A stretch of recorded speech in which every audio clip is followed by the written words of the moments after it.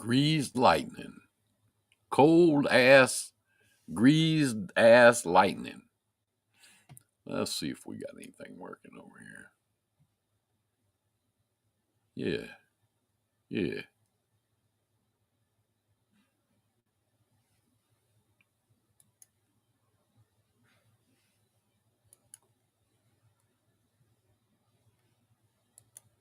Well, maybe nobody will stop by. I think everybody's too cold to stop by tonight. We keep it short. We like the little short videos. It's cold AF here in Nash Vegas. And I do mean cold. I mean, like we only get this maybe. What? Hello. Good day, Deb. We only get this every, I don't know, I've been here 25 years. Good evening. I've been here 25 years and we only get this. There's Jess, Michelle, Mara, Deb, the usual crew up in here. We all got to get together one of these days, you know. I mean, we do. Um, what up, Jen? We only get this kind of cold. We only get this. In fact, this is the worst I've ever seen it. All the important girls are already here. I know. That's correct. That is correct. Um, this is the worst I've ever seen it. Cold wise. I mean, I've seen. We've had a couple times where it gets down to around 8 or 10 degrees, but I'm just eating soup and watching people with locked up brakes drag their trailers across the parking lot. Good times. Oh yeah, yeah, I've seen that. Anyway, we don't get this very often. We don't usually get this kind of cold for this long a period of time. Tonight's supposed to be the worst. I'm looking at my little digital thing here. It says 8 degrees, and that's cold. That's cold from here. And then we had 2 days, hard days of snow. We got about here uh, out at our place. We got about 8 inches, or maybe more, a little more. And then it's just it hasn't been above freezing. It's not supposed to be for at least a week. Um, and then we got more snow coming on Thursday.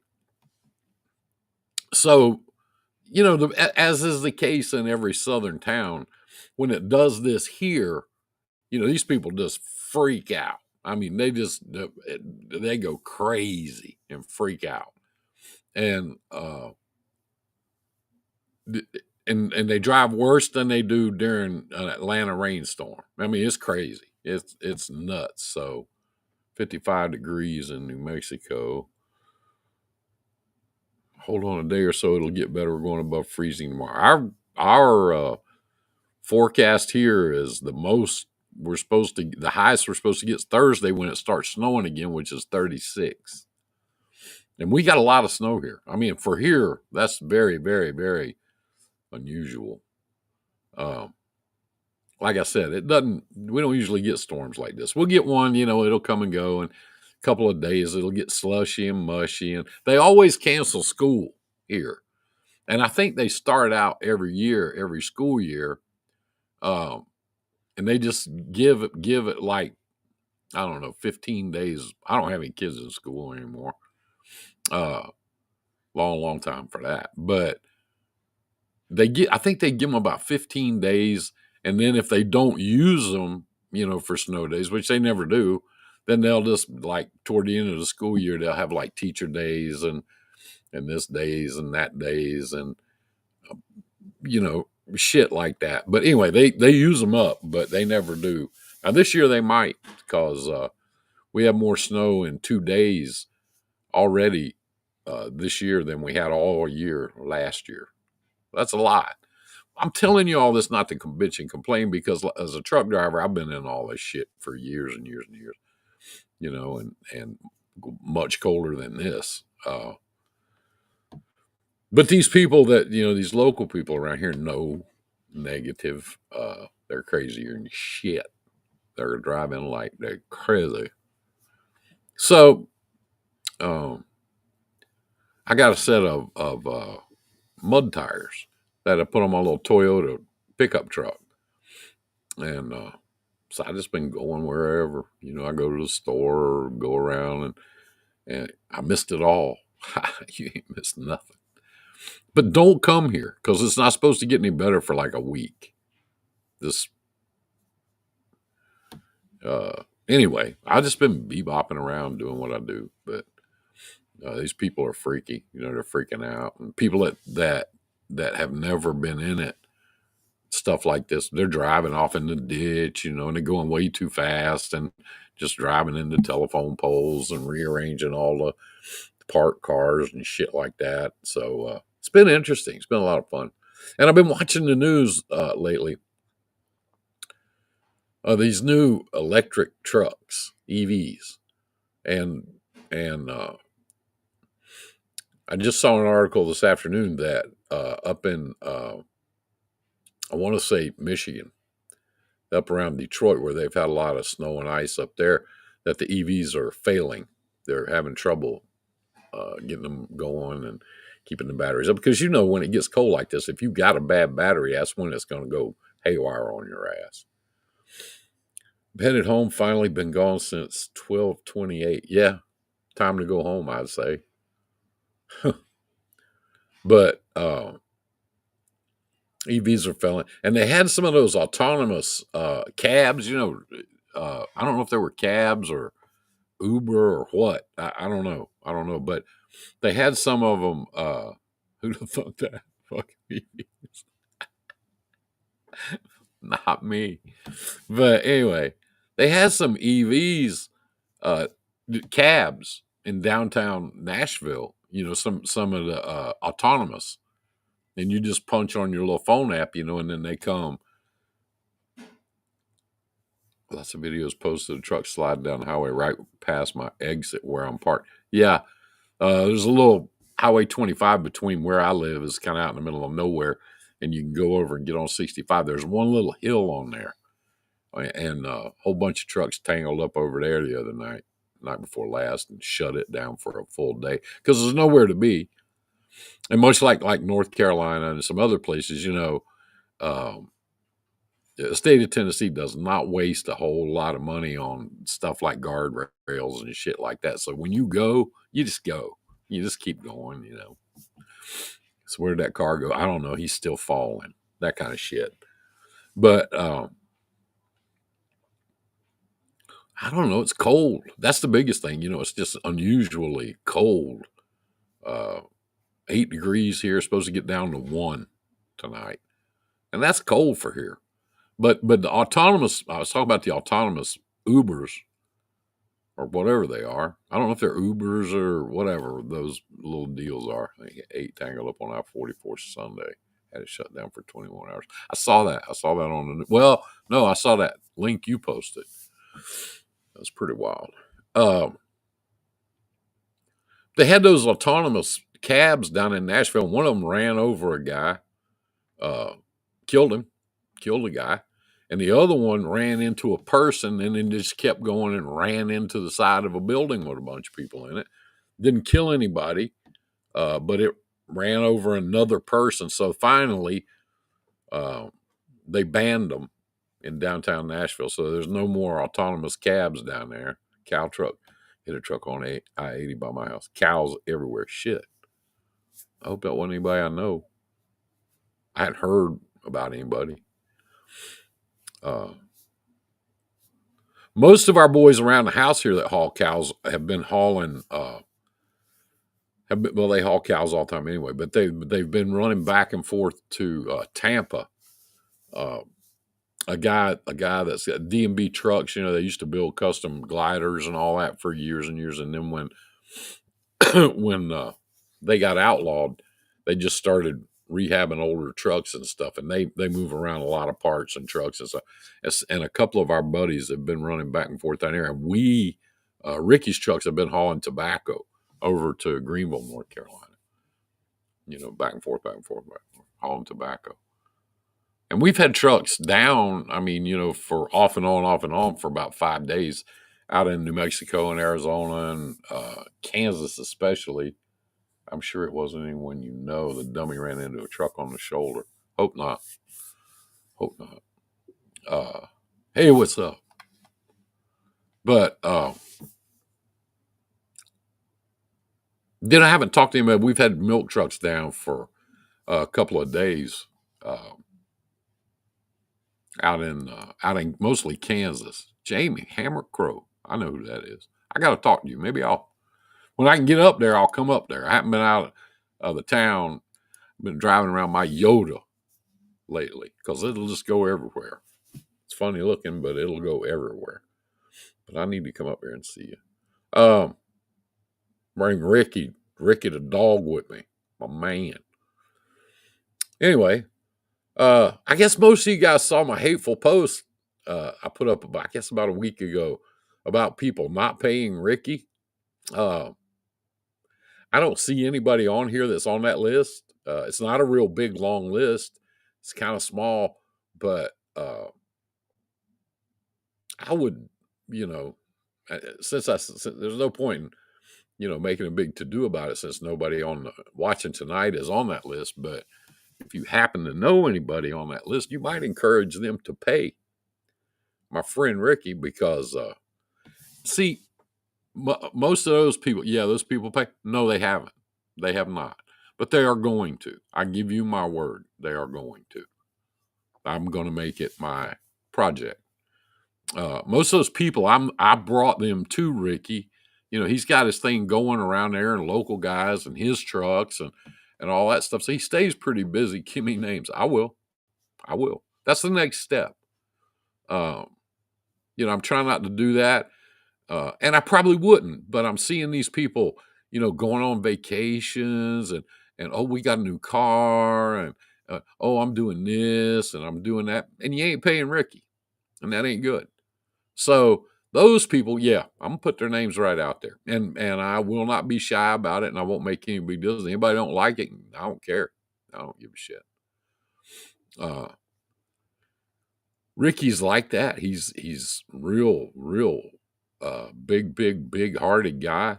Matthew seems to be net 24 hour when paying my truck invoices. That's fucking bullshit. Matthew, I don't know.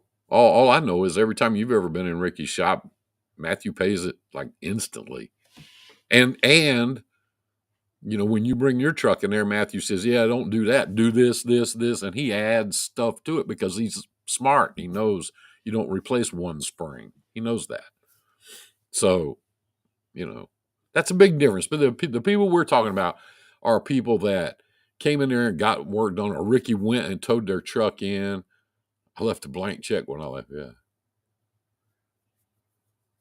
I bet you $100 I know who she is because she owes me too. I'm not sure who you're talking about. There's one person that hi Frank. I can't see who everybody is. Mike Forney. What up, Mike? I can't see who everybody is. There's one person, Deb. I don't know. It's the same person. I don't have any idea, but I think I got an idea. There's one person, but their bill's only $539, and they probably just forgot about it. Because if something happens, like anytime I forget about something, it's $200, and I forget about it. And then somebody will call and say, "When are you gonna pay my bill?" Oh shit, man, I'm sorry. And pay him instantly. But no, there's one person that owes him $10,000. One person. So Ricky put the truck back together, went and got it off the side of the road, brought it in, put their truck back together, bought all the parts, did the work, got the truck back going because they needed to make some money or they were going to go under, that usual story. And now since then, they've been taking the kids and going on vacation for, like a week and shit like that. And they posted on Facebook and they haven't paid him a penny. So I'm going to collect that one, and I have some friends that will help. One of them's on here right now. And I promise you that if I call him, they'll pay. So anyway, enough of that. Name that bitch. That's what we'll do. I'll let it go for about another week because holidays and all that. She don't like anyone to float 10 grand. I don't either. I don't either. When I was a kid growing up, and we had gas stations. My dad had gas stations and trucks. That was his business. He had 8 or 10 trucks, and he had 3 gas stations and had shops and all that. And these people, everybody's got a story, right? Everybody's got a terrible, terrible, sad, sad story. Everybody's got a story, and they come in there and get a $200 or $300 worth of work done in a car and come pick it up at 5 o'clock, and go, now, Mr. Frank, now I'm gonna pay you as soon as I get a little money. And Frank, my dad would go, that's no problem. Hey, that's no problem at all. Just whenever you get some money, come on by and pay me, and that's fine. That's good. The car will be sitting right over there. You see where it is, right over there, and I got the keys in my pocket. So whenever you get around to it, no hurry. I don't want you to be in a hurry or feel like pressure or anything like that. But the car will be sitting right over there where it's at right now. That's how I do shit. Ricky's not like that. Ricky's a nice, nice guy, and he's been through tough times too, and he understands it, and he knows how it works. So he's always trying to help somebody. He's always trying to, give everybody the benefit of that. I saw a guy come in there, been about a year and a half ago, and I saw a guy come in there, and his on a farm truck. It was a big truck. It was an International 9400 or something. Motor blew up in it, and he went and got a motor somewhere else and brought it in there. And he wanted Ricky to switch out the 2 motors. He asked for a price, and Ricky gave it to him.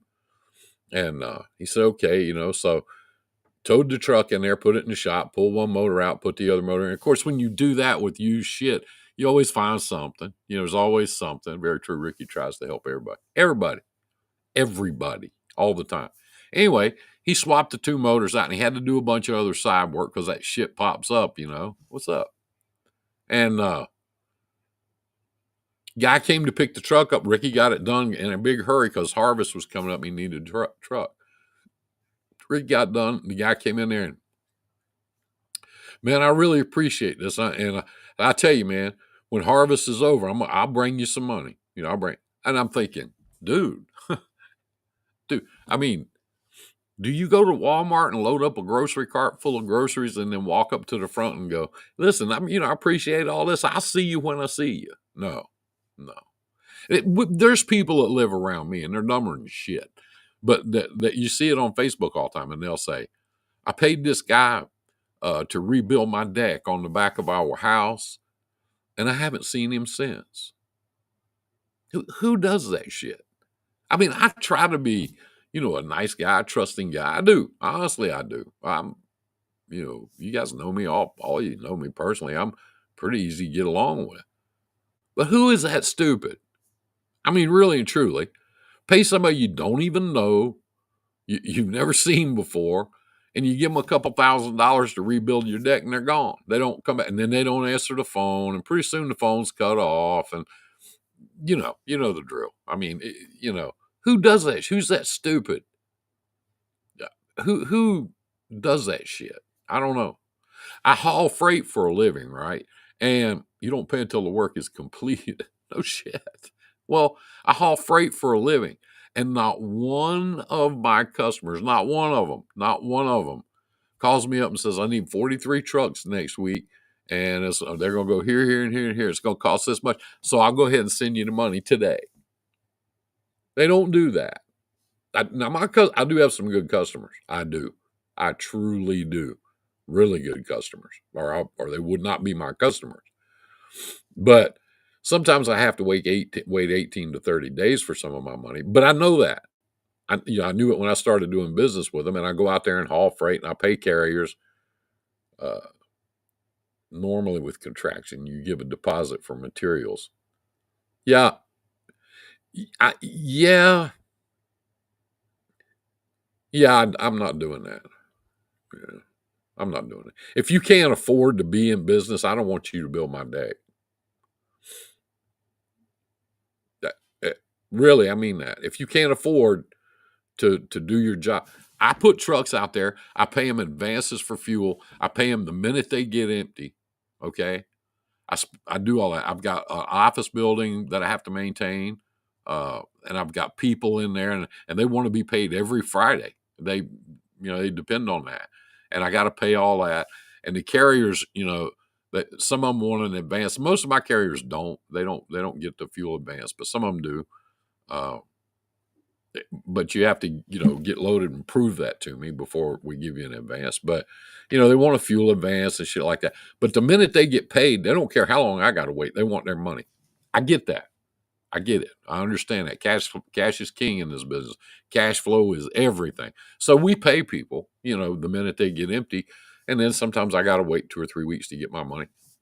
I know that. I understand that. But if you come to my house and you want to build a deck on it or pave a driveway or something like that, man, if you can't afford to do the work, you're not the right guy for me. I don't want you.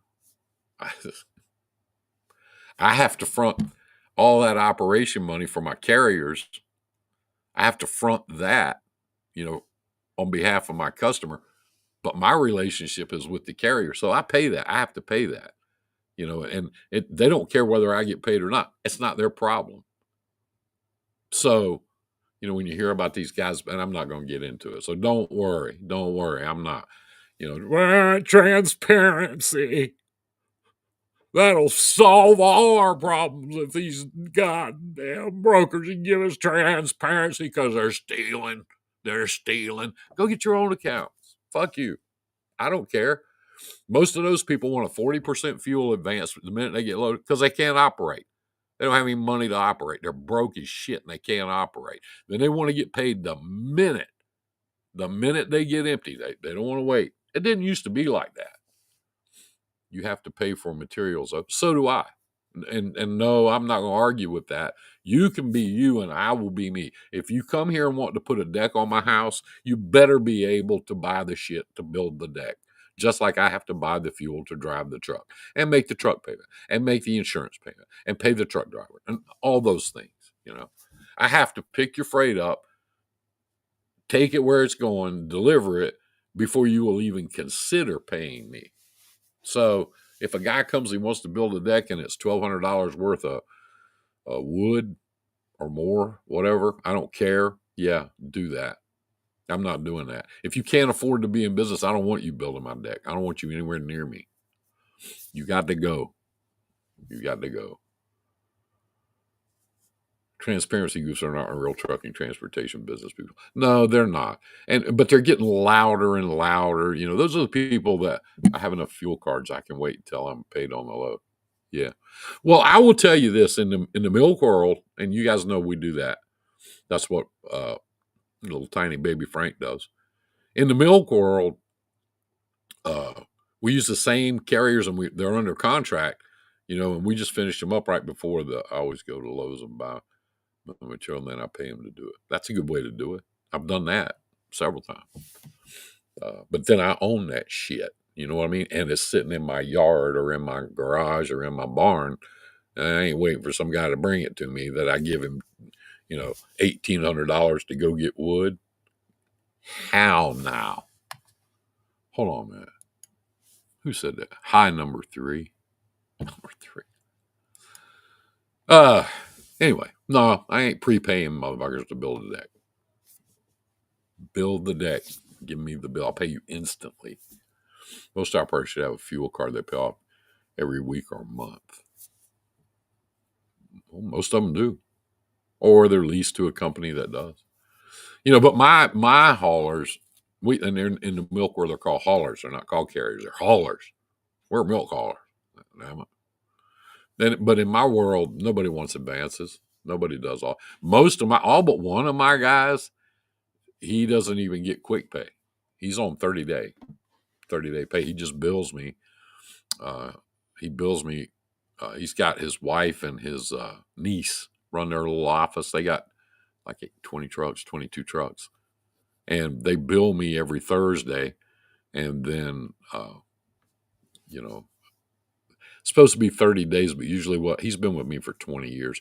Usually what I do, if they bill me on Thursday, I direct deposit their money the next Thursday. So they're a week behind, but they're not a month behind. But that's how we do. We pay our guys. We pay our guys real fast. I think our days to pay, if we were on DAT or some shit like that, I think our days to pay are like 12, 14. But we use the same people all the time. We know them, so that's what we do. And back when, several years ago, like if we get a new hauler, the contract says 30 days, net 30 from receipt of invoice, net 30. That's what our contract says, and I always tell them, or Frank will tell them, yeah, we say net 30, but, we pay before that. Now, the flip side of that is this. I got one little son of a bitch that he can't bill me worth a shit. And he'll freak out. He'll get toward the end of the month and all his bills will come due. And he'll call up, Mr. Frank, I need an advance. I go, why you need an advance? I owe you $43,000. Well, I know, but I got to do, no. No advances, no bullshit. Bill me and I'll pay you tomorrow morning. Bill me today.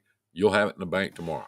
And he's just bad about doing his billing. He's terrible. He keeps my daughter, keeps our books in. She's got a little girl that works for her. But they keep our books in a constant upward because he just won't be. And then most of the time, like 90% of the time, his billing is wrong. Like he'll bill me for the wrong. Yeah, he forgets to bill me.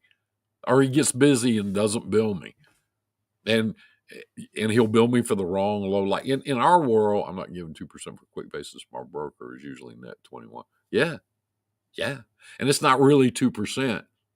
I get Shane on here one night and get him to explain this 2% shit to you. It ain't 2%.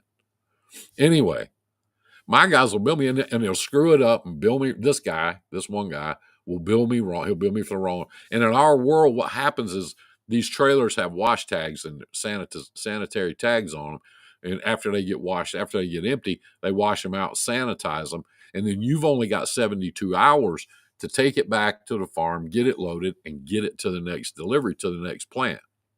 So we have to shift loads all around all day, every day, all day, every day, all day, every day, to make sure they get to the plant before the wash tag expires. And we do that. The girls do. And that's about, honestly, you're going to think I'm pulling your leg. I'm not. That's about 30% of all the loads that we do have to get rescheduled, have to get, take one load off one guy off one trailer, put him on a different trailer, just to make sure they're wash tags. And we haven't lost a load because we haven't had a load rejected because of a wash tag in over 3 years. So we're pretty good at that. But, if the guy doing the billing puts trailer number, 5380462, and the date on there, 12/16, and, picked it up and delivered it, and then the load gets changed and he doesn't change his notes or paperwork or whatever he does. Most of them don't do shit. And then he bills us wrong. So we're always, if they expired, do you have to get another washout? Yes. If they load them, if they put product on them, we haul all kind of milk, raw milk. We haul condensed milk, all kind of stuff, cream. We haul all those products. If they get a load on it and it expires with the load on it, then you have to either take it to another plant that'll accept it, or worst case scenario, you have to take it to a dry powder plant and they turn it into powder milk. But when that happens, the price of the milk goes way down. There's a lot of stuff you don't know. There's a lot of shit I didn't know when I started in this business. There's a little plant right up here in Glasgow, and that's what they do is they turn bad milk, milk that's got too much bacteria, milk that's got viruses in it, milk that got hot, milk that's been on the trailer too long, because the longer it's on that trailer, the more the bacteria count goes up. And all they do up there at that plant, and they stay busy as shit because they get loads from all over the country all the time. All they do is turn it into powdered milk. But then when they do that, the price of the milk to the farmer goes way, way, way down. So you got Class A, which is, the milk you buy in your grocery store. It's Class A. And that's the good stuff. That's the stuff that everybody wants. Powdered milk is disgusting. I don't like it. Anyway, you got Class A, and that's the best stuff. That's the cleanest, freshest, newest stuff. And then you got Class B, and a lot of the Class B milk will go to making other products like smoothies and yogurt and all that bullshit. Then if it drops down below Class B, most of that goes to the cheese plants. You didn't know that, did you?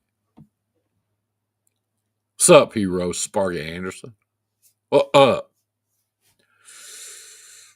I figured you'd be out riding around on the ice, slipping and sliding, because I know you ain't scared. Anyway, when it gets down below in those lower classes, then if it gets down really to pretty bad stuff, then it goes to a cheese plant. They don't care. They'll turn that shit into cheese and damn near anything. It has to be really, really bad to be rejected and then have to go to a powder plant. That's when all the other options are gone. And like I said, that hasn't happened to us in over 3 years, and we move a lot. So just that's what our girls do. They keep up with wash tags and sanitary shit. You go to the grocery store. This is me. I'm just talking about me. You go to the grocery store and you go buy a little milk case there in the grocery store, and you pick up a gallon of milk, stick it in your little cart, and go. And you get this kind of little happy picture in your mind of Bessie the cow out in the barn, and the nice little man come out there with his hat, sit down on a little stool. He does his thing, and come out, and then you get your milk in the grocery store. You put it in your little thing, and everybody's happy.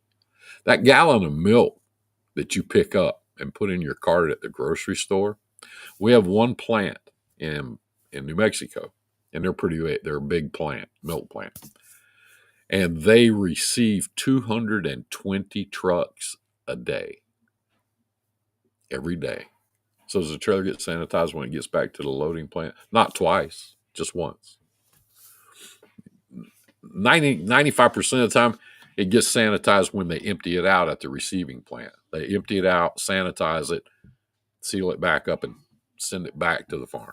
That's what they do. We do have a wash at our drop yard in case we have to rewash one, like if the tag's getting close or something like that. But we don't use it very much. Not very often. But the grocery stores throw away perfectly good food every day. Yes, they do.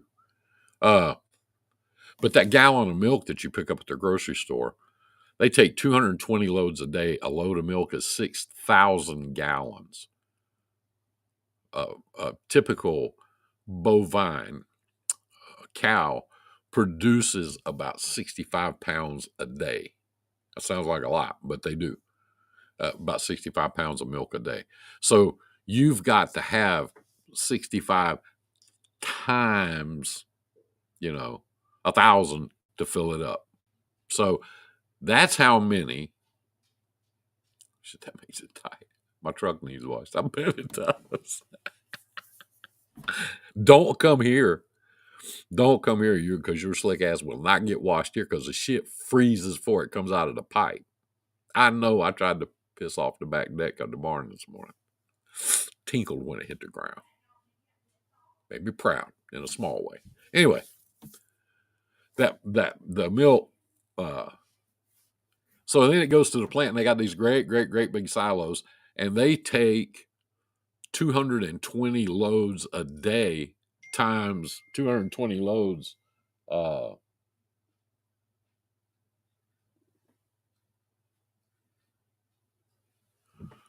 220 loads a day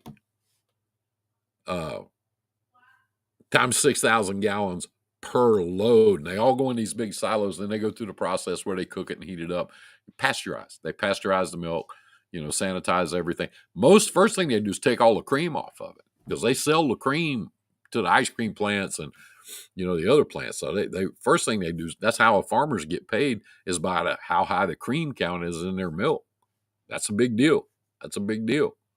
And that's what they go on. So first thing they do is cut all the damn cream off of it, so all the good shit's gone already. Then they do the pasteurizing and all that shit, and then they put it in the bottles and they send it to the store, put the date on there, and that's what you buy.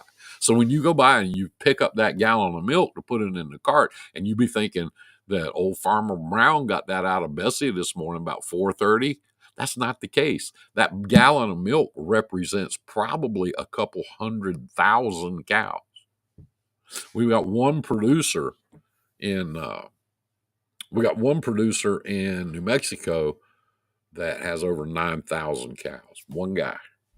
One guy. And we got another one in Kansas that's got about 8, if that tells you anything. So that gallon of milk that you got, that's 8,000 cows contributing. More than that. So there you go. And I'll tell you another thing while we're talking about milk. It's just amazing to me because when I first got in this business 20-some years ago, I was learning all this, too. The filthiest milk you can buy, and I don't know very many people that do, I heard you can drink milk right from the cow without pasteurizing it. You can. It's illegal most places to do that, to sell it. But you can drink raw milk. A lot of people do. Lots of Amish people drink raw milk. A lot, all of them. You can. What I was getting ready to say is the most filthy shit out there to buy and put into your body, believe it or not. Now everybody's gonna say, "That ain't right, Frank. You're lying. Now you're making shit up. You just came on here to make shit up and make me mad." But I will tell you, the nastiest shit in the world is organic milk. Okay, now I'm going to tell you why. Because the people that are certified organic farms cannot use products to clean their cows. All the teats and everything, all that stuff. They cannot use anything other than organic products to clean their equipment that they do their milking with, the equipment that they clean their tanks with, because it has to be done every day, the equipment that they use all their pipes and hoses and all that stuff. Just the general nature of the farm, the milk room where the cows all come in to milk, and most of the time where they're milking, they shit. Anyway, they can't use any industrial cleaning products for any of that, any sanitization products for all that stuff. So if they produce what we know when we go to the store, organic milk, that doesn't have any, the cows they're not allowed to treat their cows with any kind of medicines or anything like that. You can't treat a cow with antibiotics anyway. That's illegal. You cannot, if a driver goes to a farm and takes their samples and he does what's called a snap test, it's like a dip test. He has to do it twice. If his dip turns up antibiotics, that farm is shut down instantly. Shut it down. Don't load the milk. Don't put it on the trailer.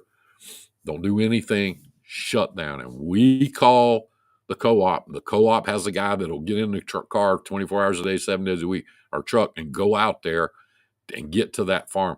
But any that most of the farms have 6,000 gallon farm tanks. Most of the bigger ones have 2. So I have 12,000 gallons in the tank at any given time. But all that milk now is bad. It's not usable. It goes on the ground. So you're not allowed to feed the cows antibiotics. And if you do, you have to put them, we call them the cow hospital. It's a separate pasture that they have to go through. I wouldn't feed organic milk to my worst enemy. Well, if you're going to feed it to anybody, that's who. Because they're allowed to have a higher bacteria count. They're allowed to have a higher, my wife brought something home one time. And I said, "Oh, God, why'd you get that?" "Well, it's supposed to be better for you." And I said, "Well, you notice that yes, I noticed it. It tastes a little richer." I said, "Well, that richness that you're tasting is cow shit because they're allowed to have more of it than the other stuff. Don't ever bring that in our house again." Yeah, it's nasty. And the farms are nasty. They're nasty as shit. I've been on a million of them, man. I'm telling you. You go there and you walk around and you go, "Shit, this place is nasty, man. They need to clean this funky junk." I mean, mold growing around shit. Anyway, organic milk is nasty. Send it to the guy who owes Ricky 10 G's. I'm going to send that guy something. That's a fact. So, yeah, organic milk is nasty. And they use the lowest quality milk. Whatever's left over, that's the leftover shit to make cheese. Cheese goes to the cheese plant. That's like grade C and below. That's the cheese plant milk. That's nasty stuff. Anyway, we had a load one time that they tested and had a weird virus in it, and they couldn't identify it. this virus, whatever it was. They couldn't identify the virus. And so we had to take it to one of the big plants and park it out back because they kept testing it and kept doing, trying to figure out what it was. And they couldn't figure it out, what this virus was. And it was in the summertime. So by the time, all this is going on, then the milk starts getting hot. You got 60,000 gallons of milk in a tanker, okay? And they pump the milk into the tanker at right around 34 to 36 degrees, hopefully 34. That's ideal. And we've hauled milk from New Mexico all the way to Miami in the summertime, and it only goes up about 1 degree a day. And those tankers have 5 inches of insulation. There's no cooling, just insulation. And the milk shaking around keeps it cold. So, but anyway, if you park them in the sun and leave them there for about 5 or 6 days, once the temperature starts to go up, it goes up like crazy. When it hits 40, the plant won't take it. It gets rejected. They won't take it. It's no good anymore because by then the bacteria count's starting to come up. The milk is warm. That's called a warm load. They won't take it. The reason I say it's called a warm load, because what you call a hot load is a load that tests positive for antibiotics. That's a hot load. That's nasty. That shuts down everything. But anyway, this one tank, they couldn't figure out, and it's only I've been doing this 23 years. They couldn't figure out what the virus was. And it was some weird virus that they hadn't seen. They evidently didn't have a test for it. And I thought, well, okay, surely they're going to dump that on the ground. They sold it to the powdered milk plant, and they bought it. I mean, that shit would look like a damn cesspool when they delivered it. They made powdered milk out of it. Nice stuff. Well, enough about that. See, I bet you didn't think you'd drop by old Uncle Frank's house and learn all there is to know about the milk business, did you? You still didn't, but you learned a little bit about the milk that you buy in the store. So several years ago, 10 years ago, maybe a little more, they came up with this deal that they were no longer going to use synthetic hormones. They were shooting the cows, injecting the cows with a hormone called RBST. The cow naturally produces RBST, so there's no way to monitor it. There's no way to test for it or anything like that. But if you shoot additional RBST into the cow, it thinks it's pregnant and it produces a lot more milk all the time. So you shoot this hormone into the cow. Why can't they use antibiotics on the cows? I'm assuming because people are allergic to antibiotics. Well, there's two things. One, they can't use antibiotics on the cow because if they put antibiotics in the cow, that means the cow's sick. And you're mixing that cow's milk with all the other cows. So something's going into the milk, some kind of virus or bacteria or something that you don't know about, So no, you're not allowed to do that. And the antibiotics too, people are already getting more and more immune to antibiotics because of overuse of them. But yeah, that's a thing too. But the first thing is the cow is sick. Something's wrong with that cow. So anyway, they're real funny. When you get to the farm, when the driver gets to the farm to load the milk in the tanker, he has to do 2 tests. They have the farm tanks that you pump that. They milk the cows. It goes through a cooler, a big chiller, goes into the farm tanks, and then the farm tanks are constantly circulating, keeping the milk circulate. The driver has to test that milk in the farm tank. And there are 2 instant tests he does. One's the SNAP test for antibiotic, and the other one's a bacterial test. He has to test it for those things. If it's okay, then he puts the test strips in his little package that goes with the paperwork, writes it down. They got little numbers on them, writes that all down. If it's okay, he goes ahead and loads the milk. Then he turns on the washer. It's usually automatic. Turns on the washer. It washes that farm tank out. As soon as he gets his paperwork done, he takes his samples that he used to test the milk, puts them in a little cooler in the truck, and he takes them to the milk plant. Sometimes that's 40 miles away, and sometimes it's 2,000 miles away. There's certain times during the year that we have to deliver a lot of milk to the east, so that milk might be on that tanker for 4 days. Anyway, when it gets to the plant, before it even comes in the gate at the plant, they have a great big tower. They test it again. Frank G. Trucks. What? What is it? Hold on. Who is this talking to me? Oh, shit. Hold on. I lost everything. I'll get it back. Roger Jones. What's up, Rog? I can't see your names, guys. Anyway, before it goes in the plant, they test it again. And at the gate, they do the same thing with grain. Yes. They test it again. If it passed those snap tests at the gate, which they take it in the lab and run the tests on it there at the plant, then they'll bring it in there and then they'll unload it. So it goes through that process of being tested twice before it even gets into the plant. That's, and the drivers all do that. The drivers all manage that. They know what to do. That's why we don't put milk loads on DAT, because if I sent you for a load of milk, you wouldn't have a clue what to do. So that's how it works. That's how that shit you buy at the grocery store. And if you walk up and down the aisle at the grocery store, you don't really think about it. I never did. You walk up and down the aisle in a grocery store, and damn near everything you see has milk or some milk product in it. So, it's a lot of milk, a lot of stuff. We move we average a little over 2 million pounds a day is what we do. And we're not one of the big guys. We're kind of a medium-sized guy. The big guys move 4 times as much as I do. And we still move about 2 million pounds. That's a lot of milk, especially if you have to pick it up or paint it or mow it. That's how I gauge shit. So there, you learned everything there is to know about the milk business and didn't want to know. Probably didn't care. You probably said, damn, dude, why can't I just go to the store and get my little thing of milk and pour it in my coffee and damn all of it? Well, I get it. Well, you can, because what is Lactaid?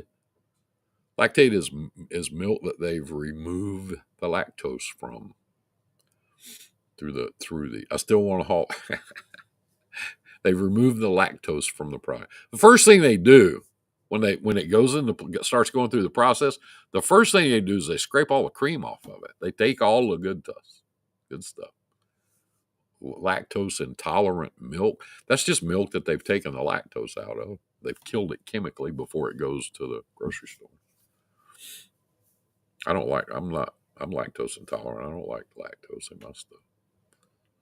But the first thing they do is take all the cream out of it, and they sell the cream to all these other big companies that make shit out of their cream, butter, shit like that. So it gets watered down, literally. It gets watered down before really you get started. And when you go to the store and you get that skim milk or less than 2% fat, that's pretty much just fucking water. That's right. Because they take more and more and more of the fat. That's how the dairymen get paid. The farmers get paid by how high their butter count is. Yes. Yeah. And if you're a farmer and they like I said, they test every single load. If your butter count starts to drop, then they start getting suspicious as to whether you're putting water in your milk. Nasty ass shit. Yeah. It's nasty. The only milk I want anymore after being in this business for a long time is if it has some vodka in it. That's the only time I need some. How's that? So anyway, they test it, and if your butter count starts going down, they'll lower your price. Yeah. So if you're a good dairyman and you know what you're doing and you're good at your job, you use the right feed, you got the right cattle, you take care of them the right way, you don't let any sick cows on the pasture, all that stuff. You keep the butter count up and the bacteria count down, and you will get grade A milk, and they'll pay you top dollar for it. which is $31 a hundredweight right now. Whole milk is best. Well, if you say so.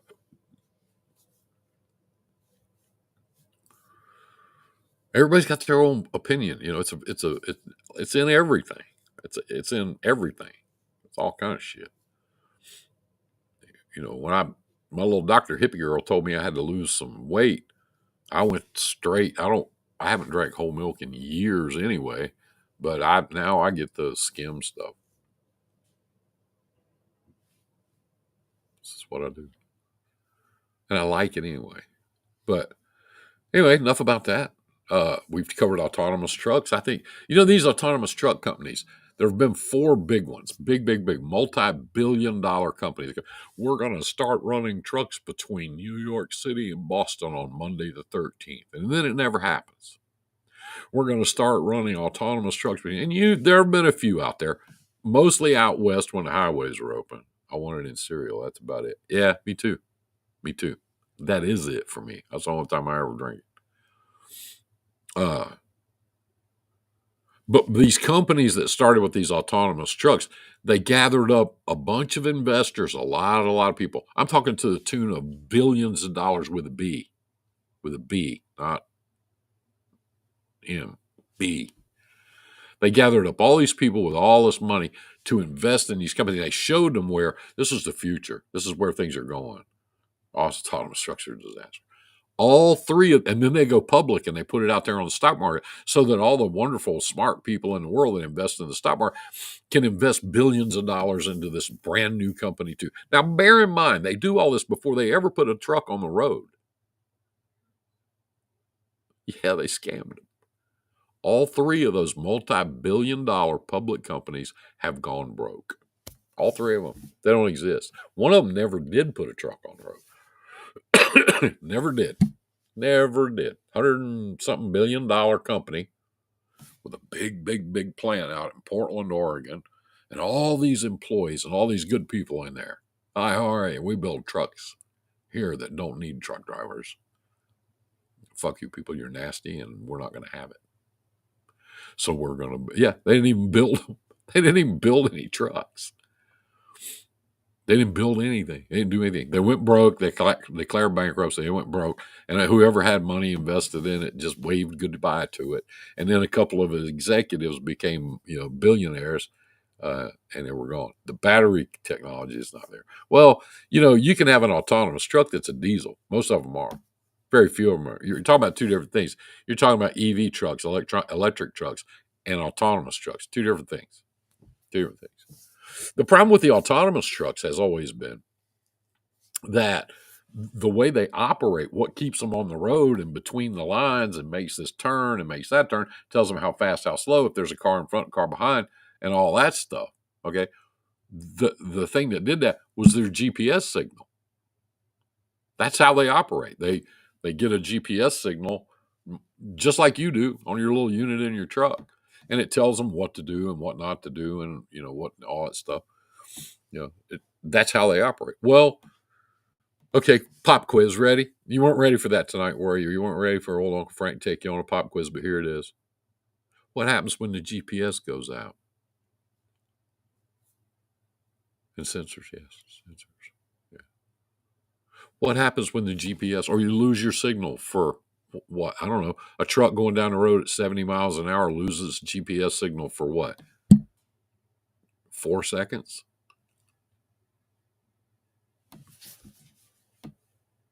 They stop. Where? Where do they stop?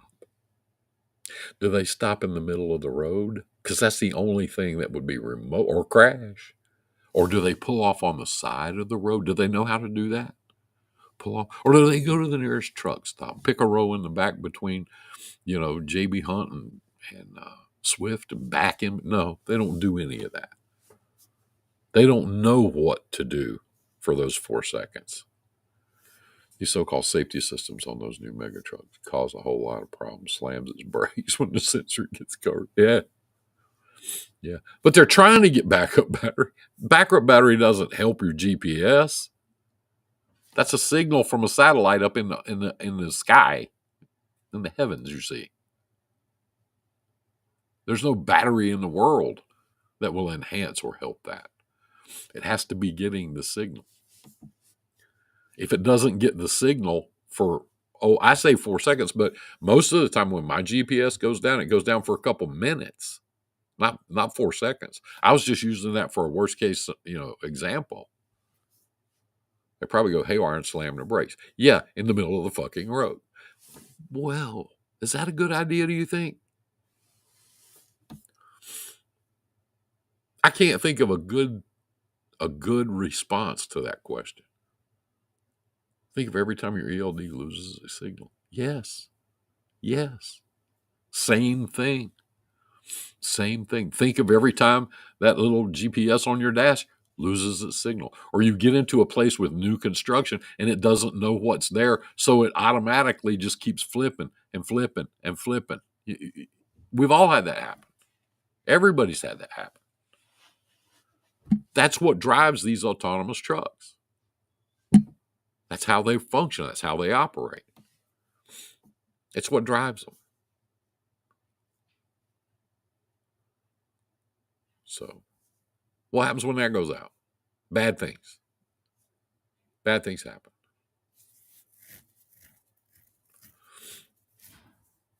I'm traveling only on certain highways. And that's good because what? You don't think that it's possible on certain highways to have a glitch in that system? Or say you have a glitch in your onboard system. Say you have a power outage to the GPS. I know that never could happen, could it? Because everybody's sitting here listening to me talk right now, all 38 of you. Okay?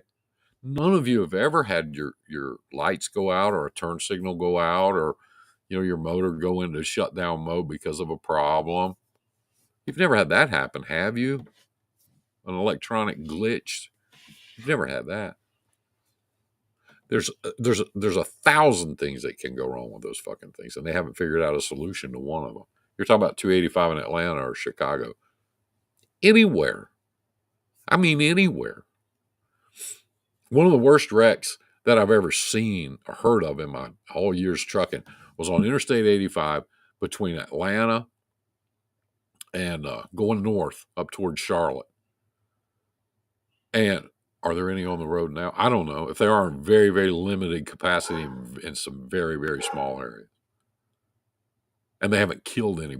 Well, they have, actually. They've killed a couple people, but there will be more. But anyway, it was real late at night. It was after midnight, perfectly clear night, not a cloud in the sky. It was after midnight, so there's hardly any traffic on Interstate 85. A Coca-Cola truck broke down in the right-hand lane, and it was only about 18, 20 seconds before the next truck came barreling along at 70 and rear-ended him. And then pretty soon there were 6 or 7 more. And he's just sitting there in the middle, in the right-hand lane. Trucks kept hitting him. People kept dying. It's one of the worst accidents I've ever seen. So when I think about, one of these autonomous trucks losing its GPS signal and locking up the brakes in the lane, I remember that wreck. That's what comes back into my head, and keeps me, on a good day, leery of them. Much less in Nashville, we had 2 of these little cars, and they were like little Prius cars running over people and killing them in downtown Nashville. I mean, anyway, it's cold as fuck. Be careful out there. Take some cold weather shit with you. Make sure you got your cold weather shit. Mara, you asked something on Facebook the other day. I don't know if you're still here or not. Or airline bus and stop the trucks. Yeah, whatever. I've been using Power Service for years, and I've never frozen up. And this is before, all the heaters and all that shit. I do put a little alcohol in my airlines. Oh, I know it's gonna wear out all my seals, and it's gonna eat a hole in my airline, and the sun won't come up, and the skies will part in the ocean, all that bullshit. I've been putting it in there for years. I don't dump a gallon in there, but I do pump enough in there and pump my brakes a little bit to keep my brakes loosened up in this kind of weather. And I've never had them freeze up ever, not once, and I've been everywhere.